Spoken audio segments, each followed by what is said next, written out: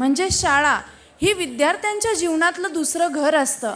आणि अशीच एक सांगड घालण्यासाठी म्हणजेच विचार करा, परिवार आणि घर यांची जर आपण सांगड घातली तर गुणवत्ता त्याचप्रमाणे संस्कार या दोन्ही गोष्टींची आपण काय घालू, सांगड घालू.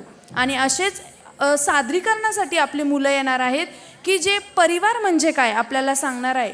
परिवार म्हणजे जिथे प्रेम, माया, आपुलकी, भावना या सगळ्या गोष्टी त्यात सामावलेल्या आहेत. आणि ह्या परिवारामध्ये फक्त आजी आजोबा, काका काकू, आई वडील इतकेच नाही तर आत्या मामा हे सगळे त्यांच्यात समाविष्ट आहे. कुठेतरी थोडा विचार करून बघा, आतापर्यंत आपल्याला आत्या आहेत, मामा आहेत, काका आहेत, सगळे नातेसंबंध आहेत. पण आपल्यानंतरच्या जनरेशनला हे सगळं बघायला मिळेल का?